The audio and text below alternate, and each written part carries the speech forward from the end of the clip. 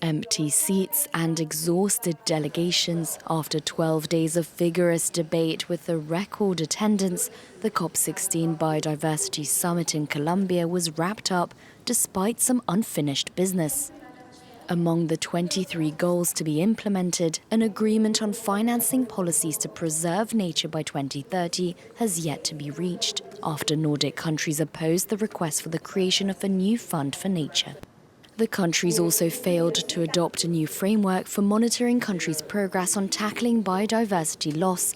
All of these will need to be revisited at intersessional meetings next year. Now we have to move forward and work with what we have. There are 2 pillars to be implemented that were not approved and remained in a status quo.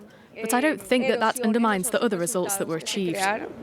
But nations also found consensus on a benefit-sharing fund to distribute plant genetic resources for food and agriculture across developing countries, and agreed to include and recognize Afro-descendant and indigenous people in Latin America and the Caribbean, giving these groups more visibility and a voice in future negotiations.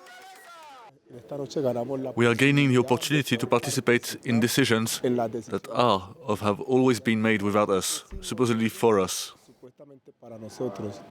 But an ecological emergency remains. At the current rate, the goal of protecting and conserving at least 30% of land and sea by the end of the decade is out of reach.